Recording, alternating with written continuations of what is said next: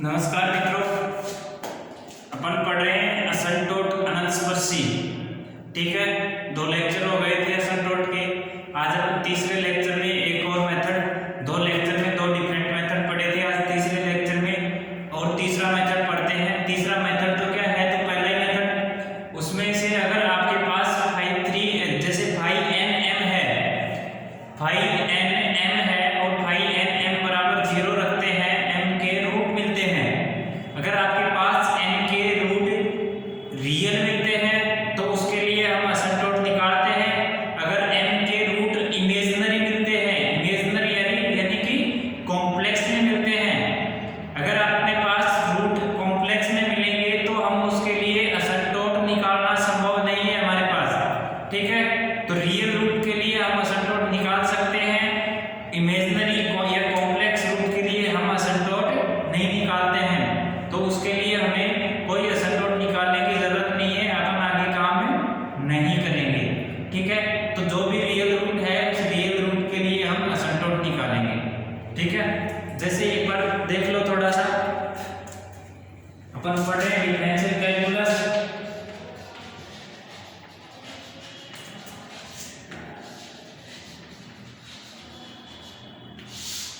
ठीक है, differential calculus में क्या पढ़ रहे हैं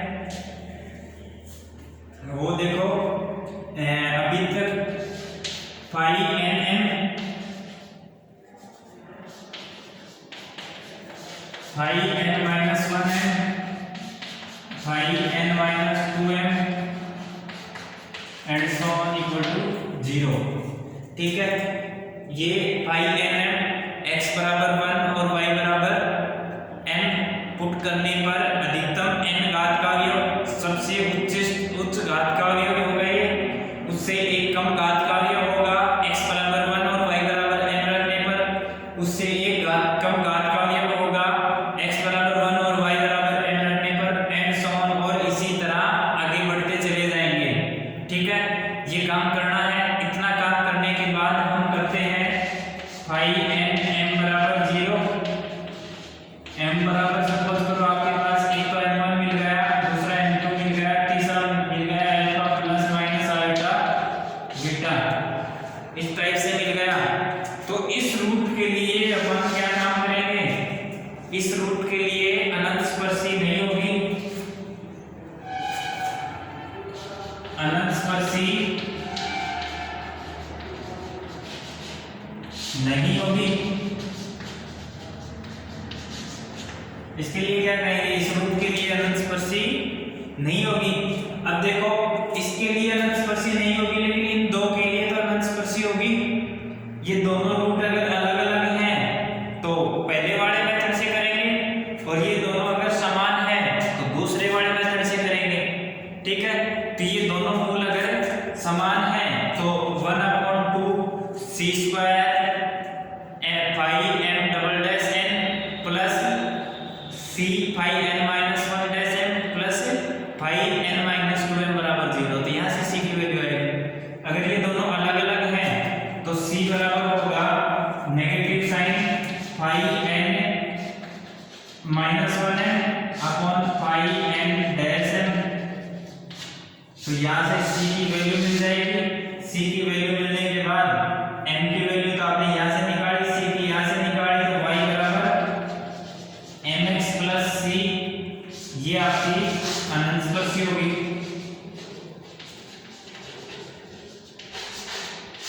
ठीक है, आया समझ में। अब अपन एक एग्जांपल करते हैं, एग्जांपल से अच्छे से समझ में आ जाएगा। देखना आपका एग्जांपल।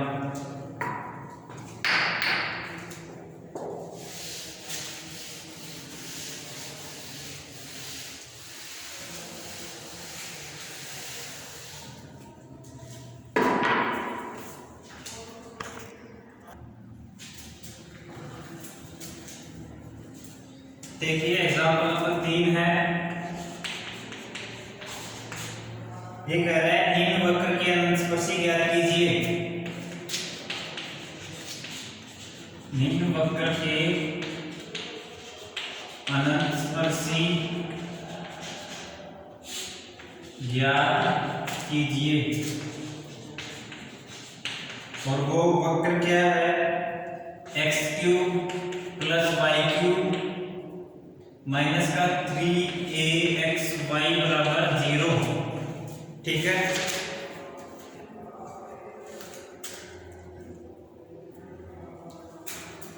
देखो X cube plus Y cube minus का 3axy बराबर 0 है। तो यह देखो अधिकतम घात x की अधिकतम घात y की अधिकतम घात 3 है। अधिकतम घात के गुणांक अचर है, अतः x व y के अक्षों के समानांतर कोई अनंत स्पर्शी नहीं होगी।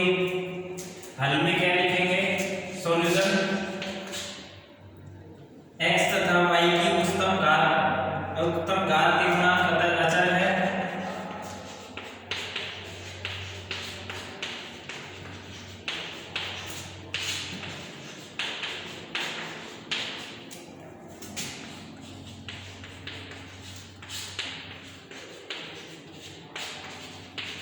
अतः अक्षों के समानांतर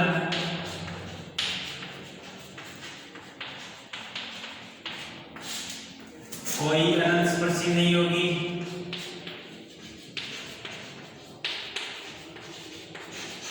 कोई असंतोष नहीं होगी। अतः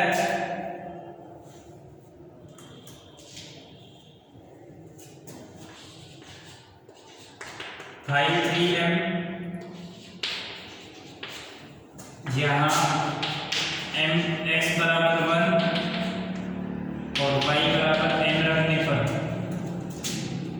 5 3m बराबर x की वैल्यू 1 y की वैल्यू m, x बराबर 1 और y बराबर m पुट करने पर 1 प्लस m क्यूब 1 का क्यूब प्लस m का क्यूब 1 प्लस m क्यूब। ठीक है, और 5 2m बराबर माइनस का 3a 1 इंटू m बराबर माइनस का 3am होगा।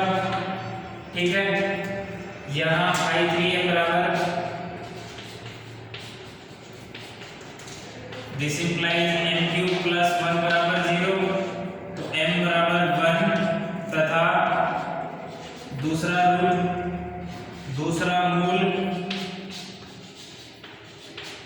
समिश्र संख्या होगी या कॉम्प्लेक्स होगा।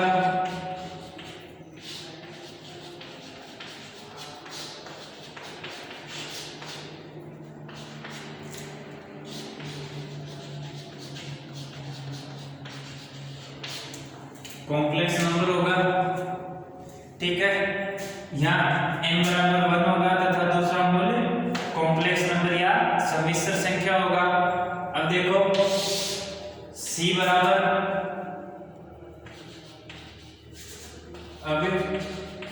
c बराबर 5n minus 1m upon 5n dash m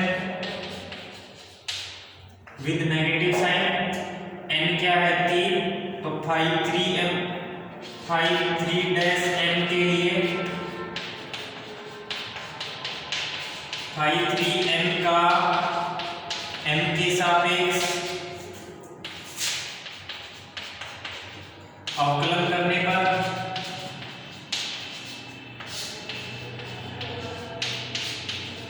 अवकलन करो 5 3 डैश m बराबर ये 5 3m है, 5 3 डैश करेंगे तो 1 का 0 और m क्यूब का 3m स्क्वायर, तो 5 3 डैश m बराबर 3m स्क्वायर। ठीक है, 5 3 डैश m बराबर 3m स्क्वायर और c बराबर 5 2 dash m sorry 5 2m upon में 5 3 डैश m और 5 2m क्या है 5 2m है माइनस का 3am। चाहो तो इसको लिख लो समीकरण 1, समीकरण 2, समीकरण 1 में 2 से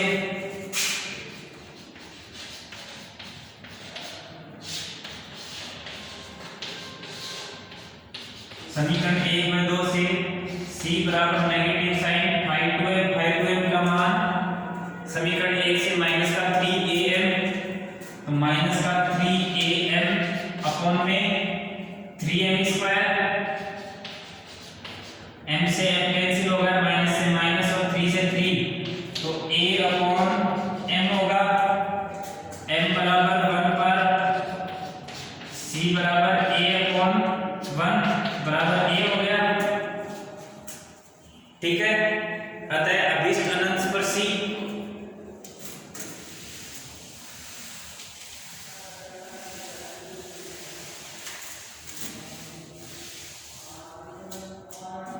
अतः अभीष्ट अनंत स्पर्शी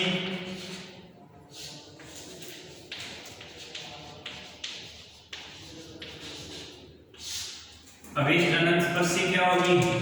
y बराबर mx plus c, m by c का मान रखने पर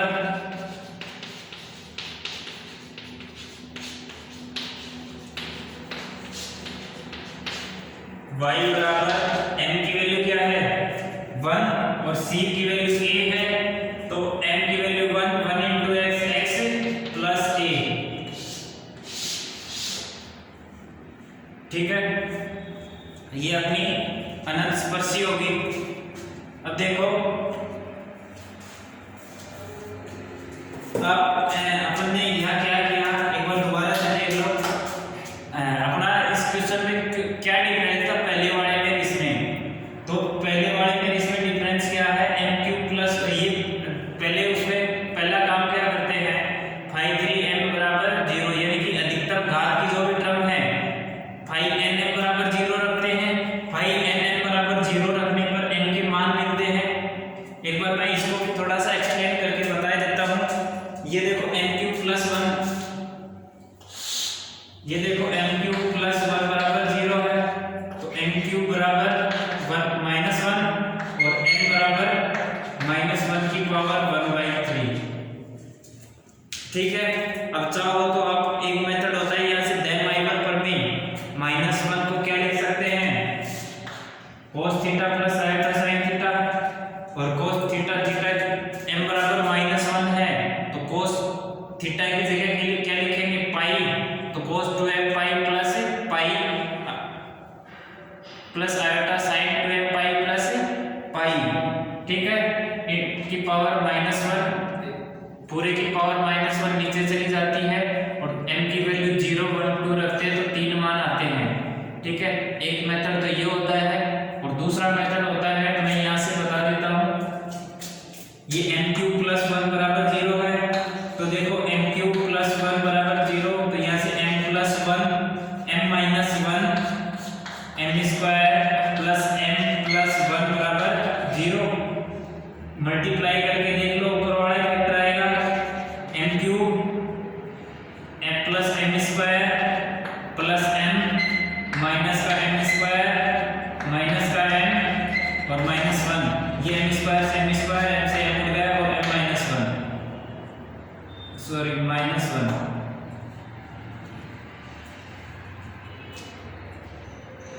तो यहाँ से m बराबर आएगा माइनस 1, ये ध्यान रखना, m बराबर माइनस 1, और यहाँ से भी m बराबर माइनस 1 करेंगे तो माइनस का ये आएगा, और ये माइनस x माइनस का a, ये अभीष्ट अनंत स्पर्शी होगी। ठीक है, देखो ये बताने के चक्कर में अपनी गलती पकड़ में आ गई। ये अगर मैं नहीं बताता तो आपकी ये गलती रह जाती और आप इस सवाल को गलत कर देते। ठीक है, तो यहाँ से m प्लस 1 होगा यहाँ से, और m square minus m plus 1। मैं एक बार इसको यहाँ से मिटा के बता देता हूँ।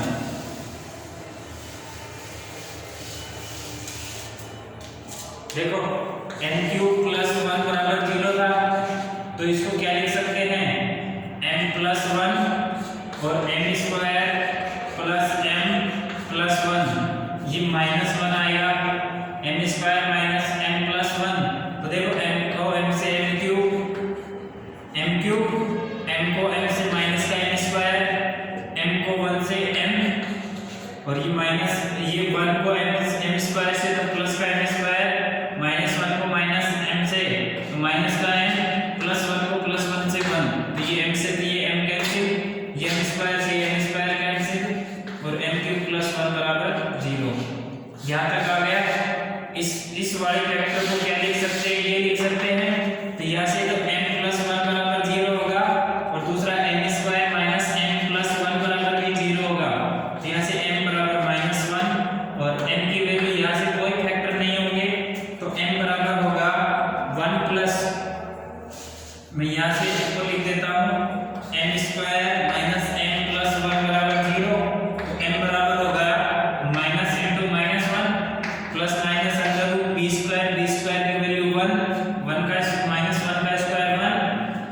माइनस का 4ac, 4a की वैल्यू 1, c की वैल्यू 1, तो 1 अपॉन 2a को इंटू 1, तो minus minus plus 1 plus minus under root minus का 3, तो माइनस का अंडर रूट 3 आएगा अपॉन 2, तो a प्लस आएगा b की फॉर्म में आ गई, a plus iota beta alpha plus iota beta की फॉर्म में आ गया। तो ये क्या हो गया, कॉम्प्लेक्स हो गया। कॉम्प्लेक्स का मैंने क्या बताया था कि कोई भी असंतोष नहीं होता है जब नंबर ये आपका इमेजिनरी है, काल्पनिक है।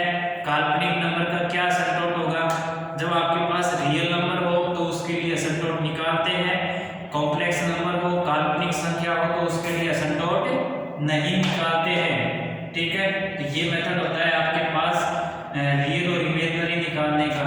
मैंने वहां डायरेक्ट लिख दिया था n³ + 1 = 0, तो m = -1 के लिए यहाँ से c बराबर निकाल लिया, c की वैल्यू यहाँ c बराबर 5 माइनस का 5m अपॉन 5/3 और e की वैल्यू पुट कर दी। पुट करने के बाद c बराबर a अपॉन m आ गया, a बराबर m बराबर -1 पर, m बराबर -1 पर c बराबर a अपॉन -1 बराबर -a आ गया। m और a की वैल्यू अभिष्ट अनंत स्पर्शी क्या होगी, अभिष्ट अनंत स्पर्शी y बराबर mx + c, m व c का मान रखने पर m का मान -1 और c का मान -a, ये दोनों मान रखने पर अभिष्ट अनंत स्पर्शी आ गई y बराबर -x - a। अब चाहो तो -x और -a को राइट साइड में ले जाके x + y + a बराबर 0 भी लिख सकते हो। ठीक है, आया समझ में। अब देखो n³ + 1 को मैंने ये बताया था, एक तो दैमाइवर प्रमेय से भी कर सकते हैं। दैमाइवर प्रमेय आपके 11th 12th कहीं भी नहीं है, पहले आती थी, ये सिलेबस में थी दैमाइवर प्रमेय, तो उसकी हेल्प से कर सकते हो। और दूसरा ये फैक्टर बना के देखने पड़ेंगे, ये फैक्टर बना के देखने पड़ते हैं। एक बार मैं दैमाइवर प्रमेय थोड़ा सा डिस्क्राइब कर ही देता हूँ, अभी टाइम है 2-3 मिनट का, तब तक मैं थोड़ा सा बता देता हूँ। कई बार फैक्टर निकालने के लिए बहुत इंपॉर्टेंट होती है। देखो, अगर आपके पास n³ बराबर -1 और n बराबर -1 की पावर 1/3 हो, तो ये देखो, इसको लिख देते हैं, कोई भी नंबर हो उसको लिखते हैं cos theta plus iota sin theta और इसकी पावर 1/3। अब ये देखो, थीटा बराबर क्या रखेंगे, -1 आए, थीटा बराबर क्या रखेंगे, -1 आए, तो थीटा बराबर पाई रख दे, तो पाई रख देंगे तो ये -1 आएगा, तो यहाँ से cos pi plus iota sin पाई और इसकी पावर 1/2। अब आप इसको जानते हैं, cos 2m pi plus pi लिख सकते हो, plus iota sin 2m pi plus pi लिख सकते हो। ठीक है, और पावर 1/3।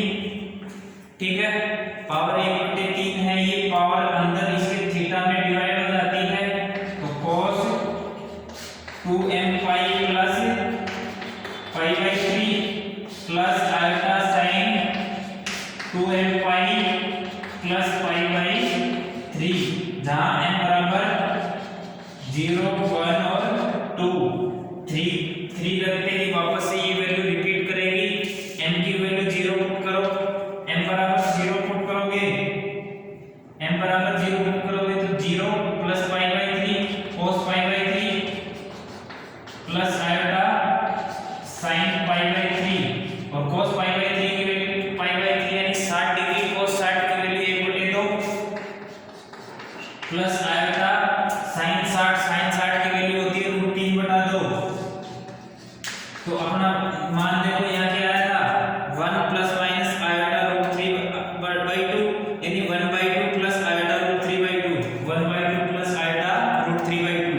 दूसरा ये तो क्या था, m बराबर 0 पुट किया, m बराबर 1 पुट करो, 1 पुट किया तो cos 2 pi plus pi, 2 pi plus पाई/3 plus iota sin 2 pi plus पाई/3।